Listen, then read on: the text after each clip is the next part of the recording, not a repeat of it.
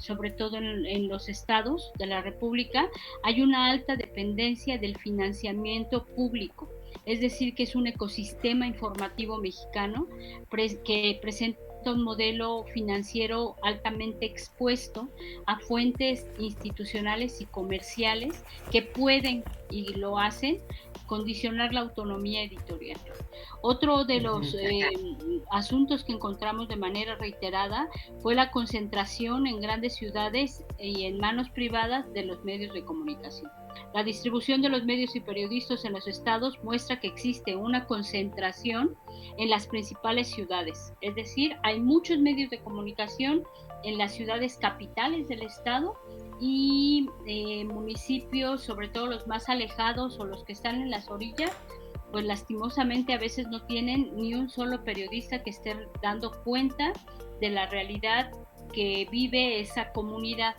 ¿Quién está haciendo un seguimiento real de Carlos Manso? De su manera de gobernar, de su Ujú. manera de distribuir los recursos que son de los impuestos tuyos, míos y de la gente que vive en Uruapan, y quién está haciendo realmente una investigación pues de este personaje, ¿no?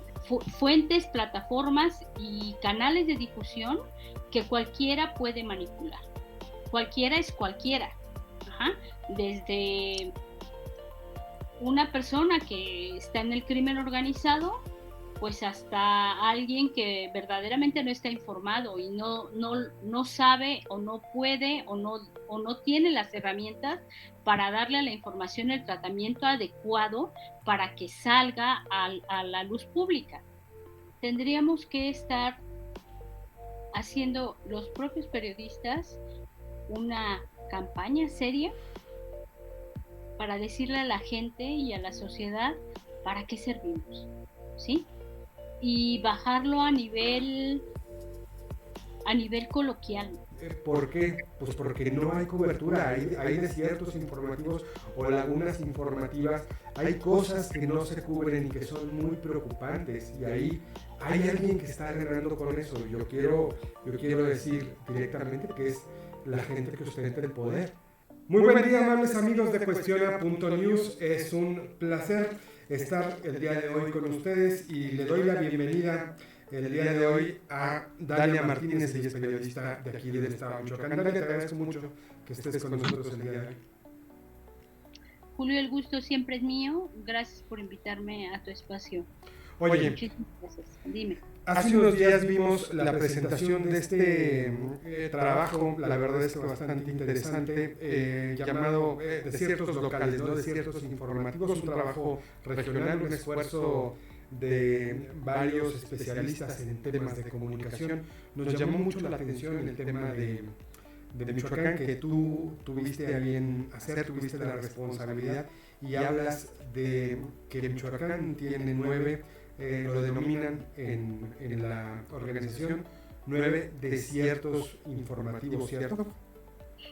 Es cierto, Julio, pero fíjate que es un panorama que se repite y se replica a lo largo de todo el país e incluso de otros países. Este estudio, quiero decirte, Julio, fue un esfuerzo muy grande, se hizo a nivel Latinoamérica, participaron otros 5 países: Chile, Argentina, por supuesto Colombia, Perú, y se me escapa uno, no me acuerdo cuál más, pero fueron 5 países donde se llevó a cabo este estudio, este muestreo de los medios de comunicación, y la verdad es que el panorama está triste. A mí me tocó en lo personal Colima y Michoacán, pero estuvimos en constante comunicación con los compañeros de Colombia y de toda la República, y el panorama veíamos con horror a la medida que avanzábamos en la confección de este trabajo, eh, que se repetía una y otra vez el mismo panorama. Y ahí, si me permites, quiero hacerte hincapié en los 5 hallazgos. Voy a hablar en términos Sí, generales. sí, sí, sí, Yo no, adelante.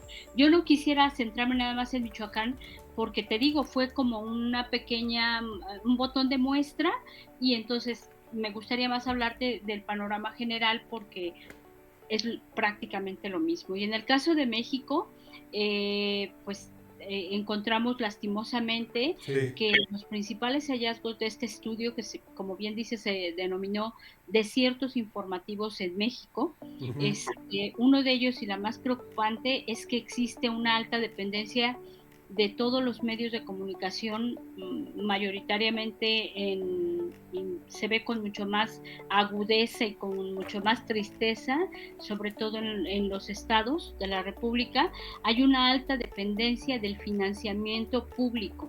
Es decir, que es un ecosistema informativo mexicano que presenta un modelo financiero altamente expuesto a fuentes institucionales y comerciales que pueden, y lo hacen, condicionar la autonomía editorial. Eso te lo puedo demostrar en primera persona. Me tocó dirigir un medio y aquí en el estado de Michoacán, y pues era mucha la tentación de con quien manteníamos algún tipo de convenio que originalmente era comercial.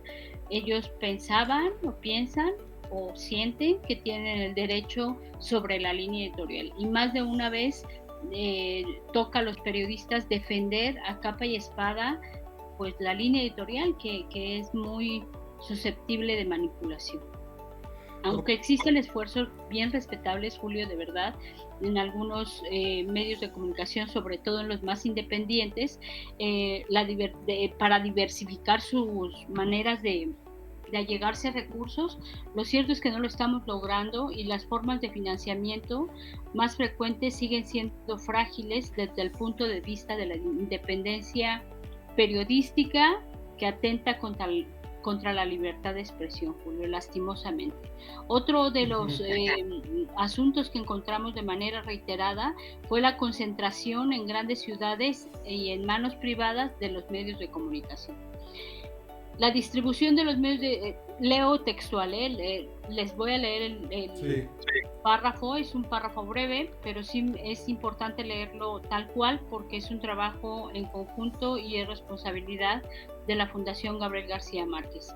La distribución de los medios y periodistas en los estados muestra que existe una concentración en las principales ciudades, es decir, hay muchos medios de comunicación en las ciudades capitales del estado, y municipios, sobre todo los más alejados o los que están en las orillas, pues lastimosamente a veces no tienen ni un solo periodista que esté dando cuenta de la realidad que vive esa comunidad. Pero para allá voy, y la gente finalmente encuentra formas para informarse, ¿no? En el otro extremo, los municipios más alejados, ubicados en zonas rurales, en territorios indígenas o con problemas graves de seguridad, son en su mayoría desiertos y suelen tener uno o dos medios por localidad, o a veces ninguno, como te comentaba. Respecto al tipo de propiedad, el estudio encontró que el 68% de los medios son empresas privadas, es decir, que hay un solo dueño, un único dueño, que por algún asunto, no estamos pensando en grandes medios, son medios locales chiquitos, que pues alguien que tenía alguna noción de periodismo o de comunicación dijo pues, o vocación también, quiero montar un medio, ¿no? Y un 14% son emprendimientos informales. Solo una minoría de proyectos busca modelos de propiedad alternativos. Otro hallazgo que encontramos fue el predominio del modelo digital y la vulnerabilidad laboral. Ahí sí te lo explico con palabras. Encontramos que la gente busca maneras de informarse de alguna u otra forma. Entonces, con el avance de la tecnología, lo que encontramos es que cualquier persona con iniciativa agarra el teléfono y dice, creamos un grupo de WhatsApp para estar informados, para informarnos sobre qué está pasando en la colonia, ¿no? Por ejemplo, qué está pasando pues en el municipio, qué está pasando con los camiones, o qué está pasando en el mercado. Y esa es la fuente de comunicación, esa es la fuente de información. ¿Qué pasa aquí? Al no tener un rigor periodístico para tratar la información, ojo, cualquiera puede hacerlo, Vaya, Claro. encontramos un municipio en Michoacán, por ejemplo, que tiene un grupo de WhatsApp, una persona que fue ex policía y que, bueno, pues se pasó a las filas del crimen organizado, pero es la persona que informa sobre los muertos, sobre los enfrentamientos, sobre los grupos delictivos. Ya no te platico qué tipo de Sí. fotografías manda o sube. Ujú, Grupos son muy grandes y tiene mucho, pero es la única persona que está informando ujú. en ese lugar, en Buenavista, Tomatlán, es el municipio. Otra cosa que Es la tierra encontramos, caliente de Michoacán. en Tierra Caliente, Michoacán, perdón. Otro hallazgo que encontramos fue que las amenazas contra la prensa eh, siguen creciendo de manera exponencial y ninguna entidad está libre de agresiones. Es decir, ah, te agrede como periodista comunicador en cuanto ellos identifican que hay un periodista o un comunicador en esa localidad, es como ponerse en el blanco, ¿sabes? Ujú, Es como decir, oigan, aquí estoy yo y soy yo el que informa de manera susceptible de todas las cosas que veo. Ajá, ujú. es como ponerte en el blanco. Y pues la verdad es un riesgo, sobre todo en comunidades pequeñas donde los periodistas no tienen de verdad ningún tipo de protección, ni de la autoridad, menos de otro tipo de grupos organizados. Y desgraciada o afortunadamente, los periodistas nos dedicamos a eso, a investigar, a poner el dedo sobre la llaga, a ver el prietito en el arroz y pues la verdad es que para eso nacimos, crecimos y nos desarrollamos, ¿no? En un medio de comunicación, pues que se precie de ser pues más o menos serio, ¿no? Oye, Entonces, yo creo que con lo que nos has dibujado, yo creo que da para hacer muchísimos estudios. O sea, para hablarlo un poco en palabras más llanas, para hacer una especie de resumen, si me lo permites, básicamente de los medios de comunicación, sobre todo en Michoacán, pero básicamente es un tema generalizado, viven de fondos públicos, de dinero del gobierno, para decirlo claramente. Y tenemos un grave problema con el hecho de que están concentrados en el país. Es evidente que también hay una centralización de los medios de comunicación. De hecho, tenemos la mala costumbre de decirles periódicos nacionales a los periódicos que básicamente reportean lo que hay en la Ciudad de México. En realidad, si nos vamos a lo que es estrictamente necesario, es muy pocas las redes. Realmente, yo creo que solamente hay una, que fue donde tú trabajaste, precisamente, que es una red realmente nacional. Es decir, que tiene un representante en cada estado de la República, delimitémoslo a que pueden llegar a cualquier punto del país en alrededor de 4 horas. Es decir, correcto. eso sería lo que es más cercano a un diario nacional. En realidad no hay diarios nacionales en el país. Entonces los diarios que tenemos son diarios capitalinos. Habría que hacer esa corrección también en nuestra forma de hablar y en nuestra forma de nombrarlo, porque lo decimos muy a menudo cuando hablamos, por ejemplo, del norte, cuando hablamos del Universal, cuando hablamos de la jornada, nos referimos como medios nacionales y es un error, no son medios nacionales, son medios capitalinos, es diferente. Entonces, hablamos ya de un tema, no sé si no lo vi tan destacado, pero sí, efectivamente hay una concentración en las capitales que digamos es una réplica de un fenómeno nacional donde hay una centralización de la figura de los medios de comunicación. ¿Nos podrías platicar un poquito qué se encontró hacer? O sea, ¿qué pasa? ¿Qué, qué, qué problemas, qué asaltos a la democracia hay? ¿Qué riesgos a la democracia hay cuando no hay medios de comunicación? Pues el riesgo es altísimo porque cualquiera toma la batuta y lo estamos viendo. El riesgo es altísimo, Julio, y no sabes lo preocupados que salimos los periodistas que participamos, los periodistas y Ujú. fue un equipo multidisciplinario y la gente que estuvo con nosotros acompañándonos y haciendo estadística, no sabes lo preocupados que salimos de ahí, porque cuando no hay periodismo que informe, aunque sea en la localidad más pequeña, pues queda a la deriva y es muy susceptible de que surjan autoritarismos, ¿no? O que en medios de comunicación, o que surjan pues incluso tiranos, ¿no? Poniéndolo todo en el plano de la política. Digamos pequeños caciques. Pequeños caciques de la información que se apropian y moldean y difunden pues lo que más les conviene o lo que les agrada o lo que la gente quiere oír, ¿no? No estamos hablando, ojo, de medios de nicho, no es eso, esa es otra cosa. Okay. Estamos hablando de fuentes, plataformas y canales de difusión que cualquiera puede manipular. Cualquiera es cualquiera. Ajá.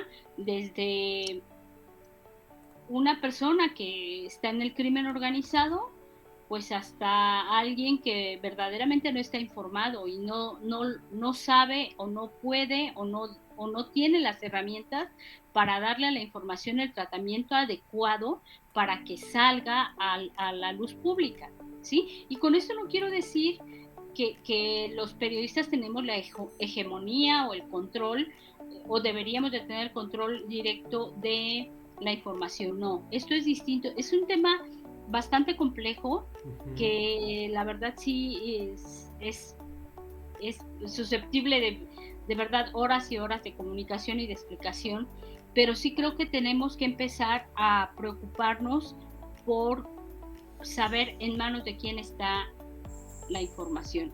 Y esto va literalmente muy ligado pues hasta a estas olas de desinformación y de tergiversación que están surgiendo ahora con las nuevas tecnologías y con los nuevos y cada vez mayores canales de difusión de cualquier cosa, ¿sí? Entonces, es súper peligroso porque atenta directamente contra la democracia. Tú puedes incluso desde Facebook, desde TikTok, llevar a una gran cantidad de personas pues a lo que quieras, ¿sí? De verdad a lo que quieras, para bien y para mal. Muy interesante lo que comentas. Además, digamos, los medios ya tenían un negocio, ¿no? Antes de la llegada de las redes sociales, pero básicamente era el mismo. Es decir, venderle espacios en el mejor de los casos, sino hasta la línea editorial y lo que quisieran, al gobierno, y llámese gobierno estatal, llámese gobierno federal, llámese gobierno municipal. Sobre todo los gobiernos municipales, en el caso de los medios más pequeños, era donde atendían, digamos, a llevar información de relevancia. El tema es que me llama mucho la atención que a partir de esta crisis de los medios, digamos, este corte que se hace a los recursos, digamos, oficiales para distribuir entre los medios de comunicación, en lugar de ver, me llama mucho la atención, en lugar de ver mayor reporteo de problemáticas, mayor reporteo de conflictos, etcétera, etcétera, lo que tenemos es que se ha acentuado la difusión de noticias relacionadas con política. Eso se describe en el propio estudio. ¿A qué crees que obedece? Pues mira, yo creo que tendríamos que estar haciendo los propios periodistas una campaña seria para decirle a la gente y a la sociedad para qué servimos, ¿sí? Y bajarlo a nivel coloquial. La verdad, hay una serie de recomendaciones que surgieron a partir de este estudio, Julio, porque hay otro factor que también incide muy fuertemente en el ejercicio del periodismo hoy por hoy. La censura y la autocensura, sobre todo en pequeñas localidades, se manifiesta de múltiples formas, ¿sí? Entonces los propios compañeros, ante el panorama, ¿no?, de desarropamiento, de indefensión en el que están en los lugares más chiquitos y más peligrosos de este planeta y de este país y de este estado, optan entonces por retirarse o por autocensurarse, ¿no? Hemos visto medios de comunicación que sí existen y cubren cierta región y les sirven a la sociedad, pues para informar, ¿qué te diré? De la pensión, no sé qué, pero más allá no se adentra. O sea, más allá a ser vigilantes de la autoridad o hacer trabajo de investigación de la problemática social que vive su comunidad, ahí ya no le entra. Entonces, ¿qué hacen? Pues voltean a otro lado y entonces, pues ellos hacen como que reportean, ¿sí me explico? Es este juego tan perverso y tan triste al final del día, pues sí nos deja, hace un hueco más a la de por sí figura ya vapuleada de los últimos tiempos de los periodistas. Y es que me parece muy interesante lo que dices en el sentido de que no hemos, y hay que aceptar y hacer una culpa, no hemos sabido decirle a la gente para qué sirve, digamos, que haya un periodista o que haya un comunicador y que hoy, justamente en estos tiempos tan difíciles, vaya el comentario, en cuanto más fácil es la comunicación, se vuelve más difícil el trabajo periodístico porque hay muchas más condiciones que entran en juego. A eso me refiero. Hoy el día, o sea, es paradójico que en cuanto más fácil se pueda, digamos, tener acceso a la comunicación, es más difícil poder hablar, digamos, y decir y poder argumentar un discurso, digamos, democrático y donde se trate de explicar esto que podríamos conocer así, digamos, de manera muy rudimentaria como la verdad, como los hechos. Entonces, en este sentido, digamos, también me llama mucho la atención una cosa. Ciertamente se nota más el uso de las redes sociales en el espectro de la comunicación, pero también se nota que llegaron las redes sociales para llevarse esa parte del negocio que era antes de los periodistas y que les permitía o que nos permitía subsistir, y ahora se lo llevó de plano, y nosotros mismos como comunicadores le tenemos que pagar a Facebook, ya sea con nuestro trabajo o con pauta para que muevan nuestros propios contenidos, ya sea porque sea necesario hacerlo así a través de una pauta editorial o también una pauta comercial. Es increíble, ¿no? O sea, las redes sociales también llegaron para llevarse parte del mercado, pero se llevan de todos los micromercados, se llevan una parte. En este sentido, ¿qué fue lo que viste? Y no sé si también me llama mucho la atención otra cosa que encontraste, que hay 3 cooperativas. ¿Tú crees que el hecho de que haya cooperativas también sea, digamos, tú lo consideras que es una buena práctica para el negocio? La verdad no, porque la cooperativa al final del día no va a llegar a ser negocio, así como está planteado en la actualidad, Julio. La cooperativa, encontramos varios casos en Colima, por ejemplo, también me tocó el estado de Colima. ¿Las cooperativas las viste allá? No, aquí también hay, pero mayoritariamente allá. Okay. Ajá. Colima es un estado muy chiquito que tiene 10 municipios, 10 municipios, y de uno a otro te haces 20 minutos. No es como Michoacán, que por ejemplo, ir de Morelia a Coahuayana implica 8 o 12 horas, dependiendo de cómo esté el camino, de las condiciones climatológicas y qué tan seguro esté. En Colima no sucede lo mismo, son municipios muy pequeños. Y entonces lo que hacen los compañeros periodistas en Colima es juntarse, y pues la verdad es que es hacer periodismo por amor al arte, o sea, porque pues quieren, no encontraron ya a lo mejor cabida en medios tradicionales, que todavía hay por allá, o pues viene ya la segunda generación empujando, ¿no? A los periodistas de, pues digamos, de mi generación, la tuya, o sea, ya viene la otra generación que está empujando y que quiere espacios, entonces se juntan y hacen una cooperativa y empiezan a publicar sin ningún tipo de remuneración. Esa es otra cosa que encontramos. muchos de los colegas, muchos de los compañeros, pues trabajan a manera de, ya sea por regalías, por alguna nota, porque traigan publicidad o la precariedad laboral, Julio, de verdad es escandalosa, ¿no? Y es irónico porque los periodistas nos dedicamos o somos proclives a defender causas ajenas, ¿no? Pero cuando se trata de voltear a nuestro medio, pues vemos que en grandes y pequeños medios de comunicación la precariedad laboral y el abuso laboral está al día.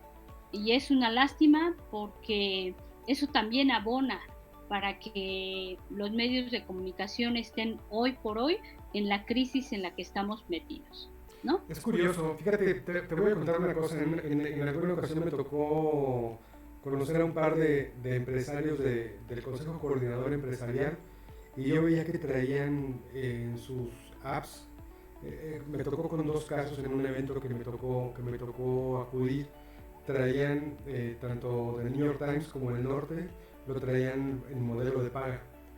El muro de paga, sí. Yo les decía, oye, sí sientes que vale la pena hacer el pago. Me dice, claro, los hombres de negocios tenemos que pagar eso. O sea, tenemos que tener la mejor información. Es curioso, pero ha permeado en la sociedad esta idea de que ya con las redes sociales tienes toda la información, cuando no es cierto, cuando realmente puedes brincar un muro de pago o que lo tienes porque lo consultas, porque lo necesitas, te das cuenta de que la verdadera información sigue estando solamente para algunos pocos. Entonces, realmente el grueso de la gente no es como en otras sociedades, que sí está acostumbrada a pagar para tener información porque esa información le reditúa, ¿no?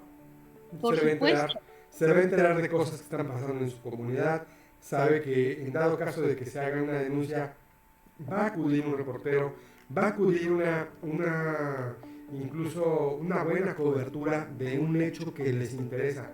Hay que verlo también, más que en el caso de la Fundación Gabo, utilizó el término desiertos, pero a ver también cuántas lagunas de información hay. Ahí de repente cuántas veces no nos enteramos de un hecho delictivo que no trascendió, que no se, el otro día tocó una balacera en Ventura Puente y no había reporteros. Eso es una realidad, no salió en ningún lado. ¿Por qué? Pues porque no hay cobertura, hay desiertos informativos o lagunas informativas, hay cosas que no se cubren y que son muy preocupantes, y ahí hay alguien que está ganando con eso. Yo quiero decir directamente que es la gente que ostenta el poder. Es decir, este contexto actual para los medios de comunicación, a quien le favorece es a la gente que tiene el poder. A eso iba cuando me preguntaba sobre cuáles son los riesgos.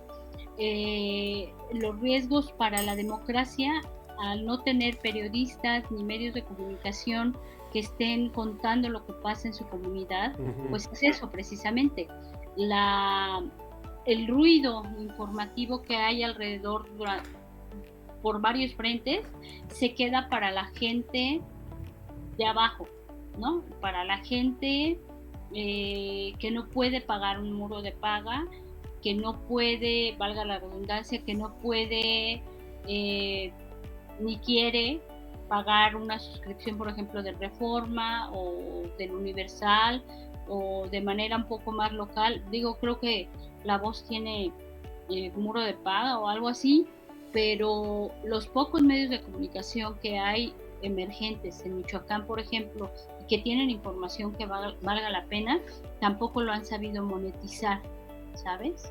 Es que tampoco es tan sencillo. Pero además eso va en detrimento directo, porque entonces no tienen dinero para hacer una campaña para decirle a la gente, oye, aquí tengo información que vale la pena para ti. La información es poder hoy por hoy, Julio, y ese es un dicho que lleva mucho tiempo, siglos, diciéndose, y es verdad, ¿no? Y entonces estamos volviendo a etapas pues medievales, ¿no? Donde solamente el la persona que puede pagar claro. la información que vale la pena o Sí. un material periodístico bien hecho, pues se entera y sabe leer qué es lo que está pasando a su alrededor, ¿no? Porque Oye, además el gran grueso de la población no se entera ni se va a enterar nunca de la ujú. toma de decisiones que hacen sobre su vida, sobre tu vida, sobre la mía, pues porque no es posible, ¿no? Acceder a información confiable y no quisiera usar el término verdadero, porque la verdad es Sí, relativa, ¿no? sí, es de cierta complejidad poder usar un término como ese, pero vaya, a lo que... otra cosa que me llama mucho la atención, ¿no crees que también debería haber, así como tú iniciaste esta conversación con una especie de mea culpa, ¿no? Para decir que no hemos sabido comunicar a las audiencias, a los lectores, a los usuarios, de la necesidad de tener información, de la necesidad de tener la cobertura periodística, pues también es que la gente que nos dedicamos a la comunicación, a lo mejor no hemos sabido también entender los nuevos modelos de negocio. Y eso también hay También, que... también, Julio, por supuesto. Es un mea culpa que debió haber empezado desde hace 15 años por lo menos. Debimos de haber empezado a ver hacia adentro, a vernos entre nosotros y empezar a corregir los defectos que teníamos, que eran en ese momento, era como el momento de empezar a transitar ahorita, sino que ahorita ya tenemos un panorama bastante complejo entre que no nos hemos sabido vender, nadie nos enseñó a vendernos, ¿no? Ajá, A vender el producto que estamos haciendo, porque al final del ajá, día es un producto intelectual, ¿no? Producto claro. del esfuerzo, del análisis, del conocimiento, de, Del de ir procesamiento. exactamente. Entonces, Ujú. eso no lo hemos sabido vender, ¿no? Periodistas y muy pocos medios de comunicación grandes. Por ejemplo, Reforma entendió inmediatamente el asunto y entendió que su valor informativo, por ejemplo, era su capital humano. Entonces le puso muchísimo ojo desde hace 20 años a capacitar de manera, con estándares incluso gringos, a sus reporteros. Les exigía esos estándares, ¿no? Ujú. Por ejemplo, Reforma lo entendió a tiempo, pero bueno, ahorita la circunstancia pues está muy compleja porque tampoco tiene corresponsales en los estados, ¿no? Reforma. Hace como 7, 8 años tronó prácticamente a muchos de sus corresponsales. El Universal creo que ha sabido navegar muy bien las aguas digitales, ¿no? Pero también, pues ahí le falta un control de calidad en cuanto a ética periodística con algunos de sus reporteros, no con todos, por supuesto. Pero, pero a no ser de estos dos grandes, yo no conozco otro medio grande que haya transitado o que esté transitando de manera decente pues el mar digital en el que estamos inmersos, con tanto ruido informativo, con tantas cosas que hay por hacer en el periodismo mexicano hoy por hoy. Y es que no es nada sencillo el reto. No, pues no, es una chambota, pero ojalá hubiéramos hecho este estudio hace 15 años, ¿sí? Me llama mucho la atención que precisamente sea la fundación de Gabriel García Márquez, porque si uno se mete al universo de Gabriel García Márquez se va a encontrar precisamente con territorios que son desiertos informativos, ¿no? O sea, estos personajes en el Caribe que están, digamos, alejados de las ciudades, que se comunican a través de radios, que se comunican a través de ciertos sistemas de comunicación, pues también deja ver, digamos, estos rezagos y son parte de la historia. Él era un entendido perfectamente del periodismo y de la comunicación, y qué bueno que lo hayan hecho así y que se hayan centrado, digamos, en conseguir personas, digamos, de las regiones para poder hacer este estudio. ¿Qué otra cosa nos puedes comentar? Querida Dalia, ya estamos a 32 minutos de grabación, vamos a darle unos 5 o 10 más. ¿Qué más nos puedes decir? A mí se me antoja un poquito también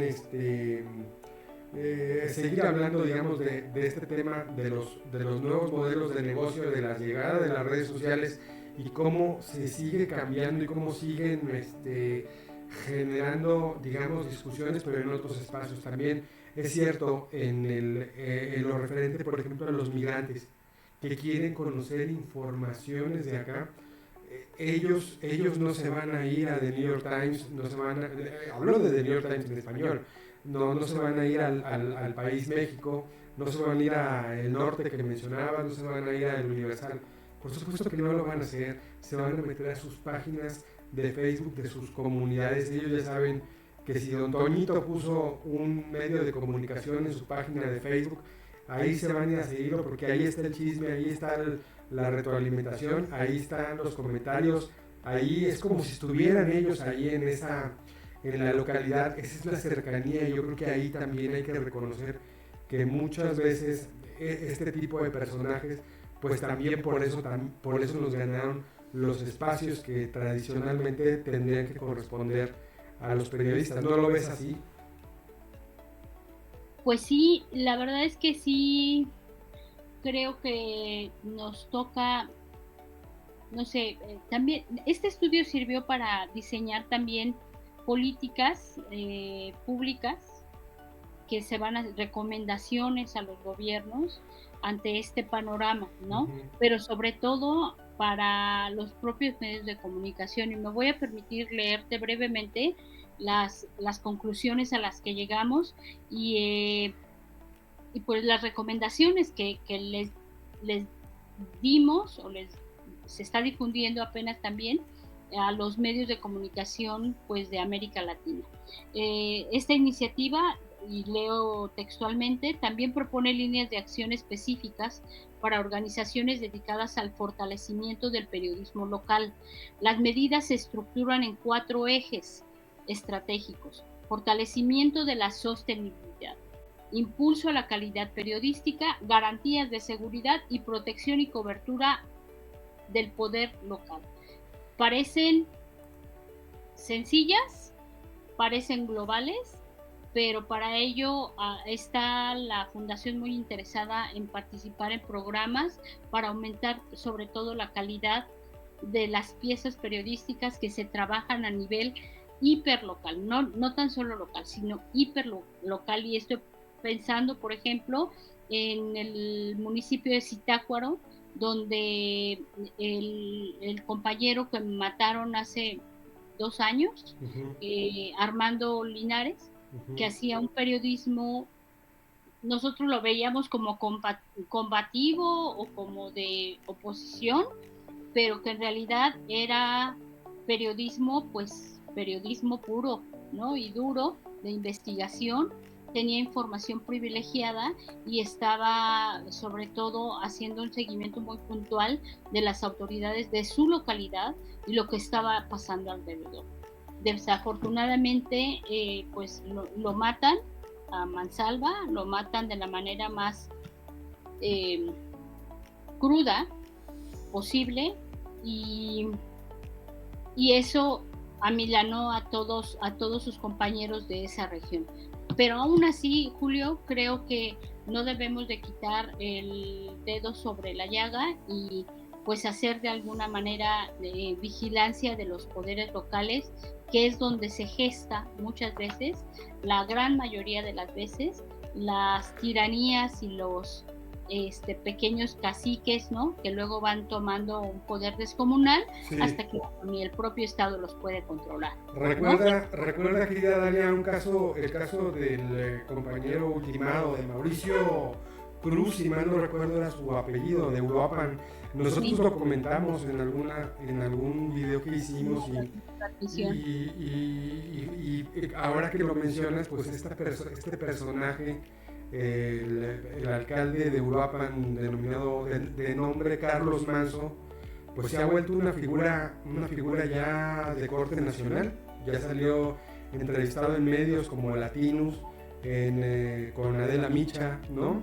Es decir, ya tomó cierta relevancia después de ese suceso, que en lugar de que le haga, porque recordemos que Mauricio lo acababa de entrevistar cuando fue ultimado. Sí, la verdad es que sí fue un evento pues desastroso, y mira que no estaba haciendo investigación, digamos, puntual del personaje, el compañero Cruz, ¿no? Fue y lo entrevistó para sus canales normales, pero sin ser una entrevista acuciosa, ni investigativa, ni nada por el estilo. Fue pues así, sucedió en eso como lo cuentas, ¿no? Pero la pregunta aquí, después de la muerte de este chico, ahora, ¿quién está haciendo realmente un seguimiento, más allá de cualquier diatriba? ¿Quién está haciendo un seguimiento real de Carlos Manso? De su manera de gobernar, de su manera de distribuir los recursos que son de los impuestos tuyos, míos y de la gente que vive en Uruapan, y quién está haciendo realmente una investigación pues de este personaje, ¿no? Igual no descubrimos que pues de veras es un angelito y que tiene muchas ganas de hacer las cosas bien, ¿no? Pero volvemos a lo mismo, los tiranos empiezan pues así, siendo caciques de su pueblo, ¿no? Entonces, debe de haber ahí un periodista, un medio de comunicación, debería de haber, ¿no? Siguiéndole los pasos, haciendo investigación, platicando con la gente, ¿no? ¿Qué seguimiento le ha dado, por ejemplo, al asesinato de este periodista que desafortunadamente murió en estas circunstancias, ¿no? ¿Ha avanzado la investigación? ¿O ahí se quedó? ¿O cómo está la cosa, no? ¿O quién fue realmente? Porque tú le preguntas a él, he tenido oportunidad de entrevistarlo, y la misma pregunta le hice como periodista, oiga, pues ¿qué le preguntó, no? ¿O qué le dijo? ¿Cómo estuvo la cosa? Me dijo, no, me hizo 2 preguntas, nada más, nada que ver con el tema, y pues ya, se dio la vuelta y pasó lo que curioso pasó. Que iban contra él. Eso es lo que te iba a decir. Curioso que el propio Carlos Manso, de acuerdo con su propio relato, después de que le tiran a Mauricio, él pensaba que iban contra él y escapa, ¿no? Y escapa, sí, sus guardaespaldas, ahora ya tiene 7 personas resguardándolo, lo sacan inmediatamente de la escena, y pues pues quién sabe si van contra él o no, ¿no? Entonces, además, la prensa se muere un periodista en esas circunstancias. Y llama mucho la atención el estilo de gobernar, porque curiosamente muchos de los alcaldes no es que no quieran hacer las cosas, sino que se encuentran con ataduras legales. Es decir, tú no puedes gastarte el dinero de un fondo que es para basura en comprar chalecos tácticos para policías, por mucho que lo quieras hacer. Y parece que Carlos Manso ya encontró la fórmula para hacerlo, y compró camionetas blindadas y compró equipo de seguridad que en principio no le correspondería, digamos, en el ámbito local, pero él lo ha hecho y le ha dado, si me lo permites, un muy buen impulso mediático, sin que esto quiere decir que sea una buena política, para nada lo estoy diciendo. Yo lo que estoy diciendo es que ha tenido un buen resultado mediático. Ha terminado hablando de los retos que ha lanzado a la propia presidenta y los retos que ha lanzado a la propia delincuencia organizada. Lo han hecho figurar en medios nacionales, que es al final de cuentas lo que todo el político quiere. No importa lo que digan, pero figurar en esos espacios. Él lo está logrando, y eso no estoy diciendo que sea bueno, todo lo contrario, es peligroso. Sí, fíjate que ese creo que, pues, si me lo permites, Julio, sugerirte, ese tema yo creo que sí lo tocamos en otro programa, porque también es bien amplio. Me tocó ir a trabajar pues, hacer una entrevista a este personaje que citamos, y creo que él le dio en el clavo, y creo que le está diciendo a la gente lo que quiere escuchar. A la gente de Uruapan le está doliendo mucho el asunto de la seguridad, ¿no? Porque de verdad sí tienen un asunto complicado. Hay otro tema que tú también mencionas en el estudio, que es el tema de que es una región aguacatera y que es la principal productora del mundo. Sí, y a eso iba. El día que me tocó ir a reportear junto con él, ¿no? Porque me invitó a una redada. ¿Con eso? Sí, y igual me puse chaleco antibalas y demás. Y fuimos en la madrugada patrulla con él, porque él lo hace además personalmente. Y me di cuenta de una cosa. Y le pregunté además, oiga, ¿por qué la ciudad de Uruapan está tan oscura? Esa ciudad no tiene iluminación pública, Julio. Claro. Y te lo dicen, no lo dice Dale Martín, lo dicen estudios internacionales, que a veces la delincuencia se soluciona en tu colonia poniendo las lámparas, cambiando los focos de las lámparas que están descompuestas. Claro. ¿Por qué? Porque la oscuridad es caldo de cultivo para que se cometan delitos. No lo digo yo, ¿sí? Y lo que yo vi fue una ciudad de Uruapan prácticamente a oscuras. Yo he tenido la oportunidad de andar por el centro y efectivamente esa es la impresión que me dio. Yo pensaba que era solamente por la zona centro. A nosotros nos tocó ir a hacer el patrullaje que él me invitó por los alrededores del centro. Esa cosa es una boca de lobos, ¿sí? Es una boca de lobos. Entonces, a mí lo que me parece es que Carlos Manzo encontró el punto donde le duele a la sociedad y decidió, pues hacerlo como, si se me permite el paralelismo, como Andrés Manuel empezó, es primero los pobres, ¿no? Entonces acá es primero la seguridad, ¿sí? Claro. O sea, encontraron los puntos flacos donde la gente le está doliendo y entonces a la gente le dicen lo que quiere escuchar, cantar. Para mí, en un análisis que pues yo vine pensando durante estos días que después de que me tocó acompañarlo, y dije, bueno, exacto, su punto de la seguridad es con lo que él juega, es su moneda de cambio con la que va a jugar para las elecciones gubernamentales del 2027. Gubernamentales e incluso le da para más. Yo creería, es que realmente está teniendo un buen juego mediático. Es decir, hablando de ciertos informativos. La seguridad.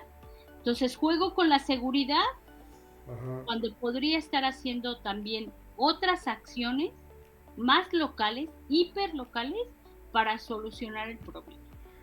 Hay que recordar que aquí en Cuestiona, fíjate que nosotros sacamos un detalle que me parece fundamental en este momento de la discusión. Alfredo Ramírez Bedoya, el gobernador, tiene a una hermana trabajando en la oficina de Carlos Manzo, en el ayuntamiento de Carlos Manzo, a la vez que se llama Alicia Ramírez Bedoya. Y el propio Carlos Manzo tiene a su hermano, quien fue, ¿te acuerdas?, encargado de despacho de Secretaría de Gobierno, está ahí. Entonces tienen enrocados a la parentela. Recordemos que Alfredo Ramírez Bedoya es de Uruapan. Entonces tiene mucha comunicación y de repente, acuérdate que también había estado en un tono bastante subidito contra el gobernador y le dijo que no iba a haber en Uruapan un cablebús, que se olvidara del teleférico. Y de repente ya se volvió el gran adorador del teleférico y ya se saca fotos con la señora Gladys Butanda y con el gobernador y van a hacer las giras y ahí anda el del sombrero, ¿no? Que como se hace llamar. Entonces, qué curioso. Obviamente yo la sospecha es que hay algún acuerdo político. Por supuesto que hay algún acuerdo político. Esto no funciona de otra manera porque están en el momento de hacer el acuerdo político. Entonces, ¿qué alcances tiene estos acuerdos? ¿Qué alcances tendrán? Pues eso no lo podemos saber nosotros, pero por lo pronto es muy interesante ver cómo de repente se cambia de parecer, cómo se cambian las políticas y cómo, sobre todo este tema de que ha logrado hacer, digamos, lo que ningún otro ayuntamiento puede hacer, de qué goza Carlos Manzo para poder tener acceso a ese tipo de presupuesto o alguien lo estará patrocinando en el modo privado, no creo que se pueda hacer eso. Entonces, bueno, pues para eso sirve el periodismo, exactamente. Claro. O sea, más allá de las especulaciones, claro. ¿no?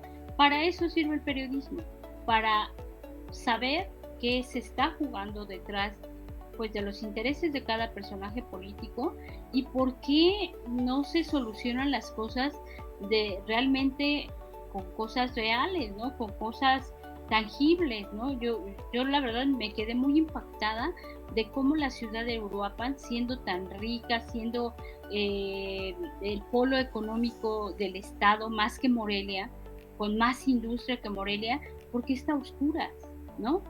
¿Por qué está pues en ese abandono de luz y de pavimento y de servicios municipales pues tan esenciales, ¿no? Yo la verdad, yo desde afuera, ciudadana que no vivo en Uruapan, yo sí me impacté y me quedé haciendo miles de preguntas, ¿no?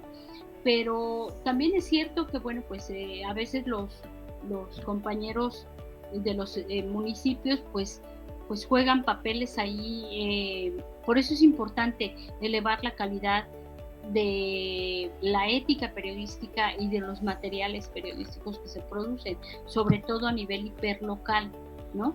A mí me parece sumamente importante y quizás, Julio, a mi generación y a la tuya nos toque ver pues ese cambio necesario de chip que tiene que haber en los periodistas, ¿no? En los periodistas locales, nacionales, estatales, para saber que no todo se soluciona con un convenio con el señor presidente municipal o hablando bien del señor presidente municipal. Tenemos que poner el acento en la problemática social y solito, la verdad es que a mí, voy a meter aquí un gol, pero a mí me parece que el sitio de Carmen Aristegui, con todos sus bemoles y sus cuestionamientos que pudiera tener desde afuera, creo que tiene tanto éxito la fórmula que hizo Carmen Aristegui porque habla con la gente, ¿sabes? Y pues toca problemáticas que son pues muy tangibles y muy sentidas para la gente, ¿no? Les da voz y esa es parte también de nuestra función como periodistas, ¿no? Por supuesto. Sí, sin duda yo creo que hay grandes ejemplos en los medios, no todo puede ser malo, evidentemente también hay gratos ejemplos, pero ciertamente aquí con lo que nos encontramos es que hay desiertos informativos, gente que no tiene acceso, aunque pudiera pagarlo, aunque quisiera hacerlo, no tiene acceso a la información, no hay información, no está documentado. Y justamente pues eso es lo que hacemos y a lo mejor ya empezamos un poquito a decirle a la gente que ve este video un poquito de lo que hacemos como comunicadores, pues es, digamos, dar luz sobre estas dudas que tienen que ver siempre sobre el espectro público, es decir, no nos tenemos que meter con vida privada, no estamos hablando de temas, sino exclusivamente aquellos que tienen que ver con la cosa pública, con el manejo del erario, con el manejo de los recursos públicos, y eso nos interesa a todos. Esas son las cosas a las que nos dedicamos. Entonces, pues por eso es importante que haya buenos espacios de comunicación. Dalia Martínez, muchas gracias por haber estado aquí en Cuestiona.news, te agradecemos mucho, y pues tu mensaje de despedida.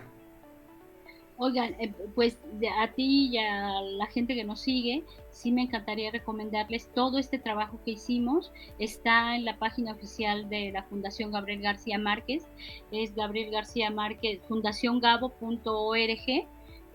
Ahí pueden consultar, tiene un mapa interactivo maravilloso, bien bonito, donde pueden ver el análisis y los informes que hicimos de todo el país y de otros países, Chile, Perú, Argentina, Colombia. Ahí están todos los informes que pueden leerlos y están súper atractivos visualmente para todos. También tienen un podcast montado con toda esta información que aquí hemos tratado hoy, Julio, y pues no tengo manera de agradecerte todo el espacio que me has dado para difundir este trabajo que a mí me pareció maravilloso. Está muy bonito, la verdad. Muchas gracias y qué bueno que te tocó la parte de nuestra región. Bueno, pues te agradezco mucho, Dalia, y con esto despedimos esta transmisión. Así que si usted ya sabe, puede ir a la Fundación Gabo a leer el informe completo. Nosotros también vamos a sacar una nota aquí en Cuestiona y pues les agradecemos mucho que hayan estado con nosotros. Hasta luego. Hasta luego.